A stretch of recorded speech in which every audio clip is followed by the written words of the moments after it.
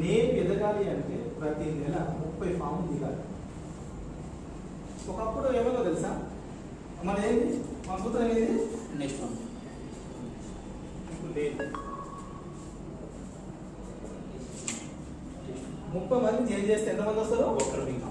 ఎందుకు అంటే ఇప్పుడు మీరు అందరూ చూస్తున్నారా బయట కంపెనీలో మనది ఒక రూల్స్ ప్రకారం నడుస్తున్న కంపెనీ, మనకు ఆర్గనైజేషన్, మనకు వాడు 30 ఇస్తుందా? వాడు ఇచ్చేది ఏం లేదు, ఇస్తాడు రా అని పిలుచుకోకూడదు స్థాయిలో.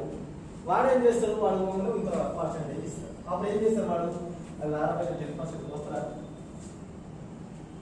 వాడు 6 నెలలు కూర్చుని ఒక సేల్ రాదు కానీ రాడు.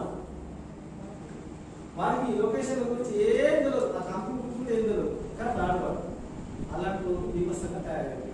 అందుకనే 30 + 30 + 30 మంది